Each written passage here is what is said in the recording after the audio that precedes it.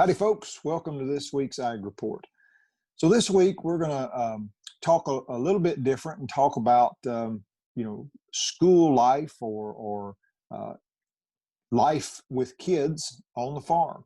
With the COVID-19 and the shelter in place and that kind of stuff, the schools have been closed, and there has been everybody that are parents have been having to do virtual learning with their kids.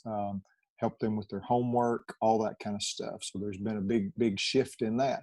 So I thought I'd share with you a little bit about schooling or learning on the farm and kind of what that kind of means and what we try and do here with our kids. You'll see a little videos and stuff like that. We do a lot of different things here on our place. We try to work on most all of our equipment ourselves. So we do a lot of repairs and have some tools and specialty tools, things like that. And so what I try and do with our kids, whether they go on in agriculture or they do something else, I try to give them some skills for no matter what they do. So if we're working on a vehicle, we not too long ago on my wife's pickup, we put some new shocks and struts and things like that. On my truck, we put new front end parts, tie rod ends, that kind of stuff. I try to show them what those parts are. Now, as you know, parts are a little different on vehicles, but the general consensus is they're kind of the same. And what I want for that, especially for my girls and even for John Paul, is if they choose to have their vehicle worked on sometime in the future, that when that technician is talking to them, they have an idea of what they're talking about, because they remember, hey, Dad pointed this out to me. I really didn't, wasn't too interested at the time, but I remember him, talking about that. And that gives a little bit of connection so that they are a little educated about what's going on their vehicle down the road in their life. We also, work cows and have to do different things, with them. And sometimes you're sorting them, sometimes you're putting them in a chute, that kind of stuff. And again, that's life skills. You have to be able to think. You have to be responsible for your actions. So cattle sometimes aren't very forgiving, and you have to think about your movements and your actions around them to keep you and the other people safe. You try not to do things quickly. You try not to be jerky or jumpy about it.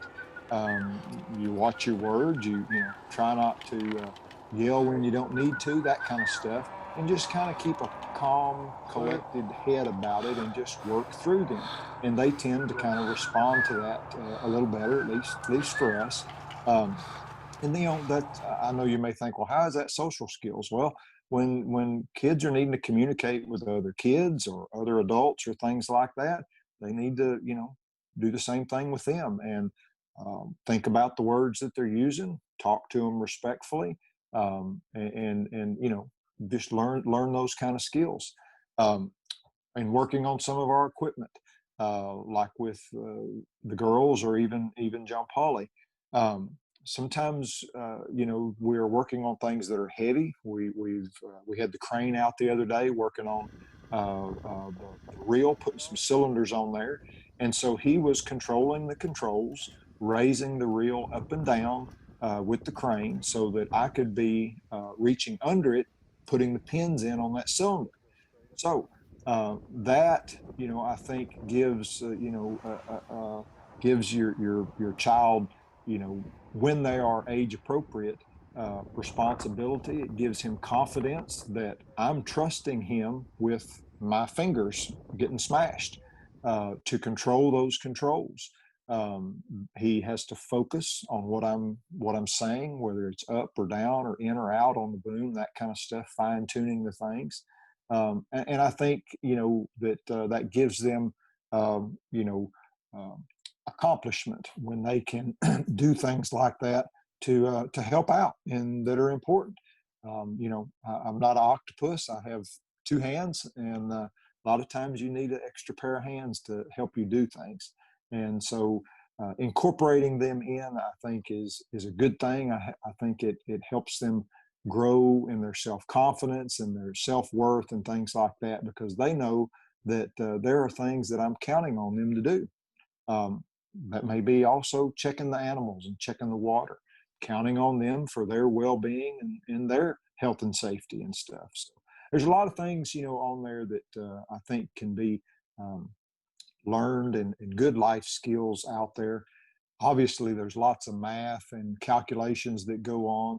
Um, yes, we do have technical things with satellite guidance and rate control and stuff like that. But I do try, and like the other day, I was teaching John Paul how to spray old school, you might say, which is a lot of math. You do a calculation on how fast you're going, then you do a calculation on the tip size or orifice size that you have on your spray boom. Then you do a calculation with the pressure that you are running, and you have to regulate that by the engine speed. And you figure all those up, and that tells how much gallons of water or product you're going to be putting out.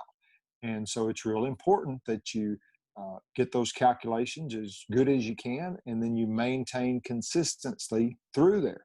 So you have to use your imagination, because you can't see the spray that's coming out. Now you can see the tracks a little bit, but in your head, you have to mentally have a picture of where you have been and where you are going. So you have to kind of imagine whatever it is you're spraying. In this case, if he was spraying the yard, so he had to kind of imagine where he'd been and where he was going and have a goal. You kind of hear the old joke of paint yourself in a corner. Okay. When you're planting a field or doing things like that, you have to kind of have foresight and think about where you're going to start and where you're going to end up. So, anyways, I wanted to just share with you a little bit about life as a kid on the farm, life as a parent doing virtual school, homeschool, that kind of stuff on the farm. It's unique. It can be a lot of fun. I enjoy having the kids help out, just like any other teenager. They may not be as thrilled at the moment, uh, but I have overheard conversations later where I think they're kind of proud to get to do some of the stuff that they get to do when they talk to their friends. So, anyways, all the parents out there, you know what I'm talking about. I hope y'all have enjoyed this week's Ag Report, and y'all have a safe week, good weekend, and hopefully we'll have some pretty weather in the days to come. Y'all take care now.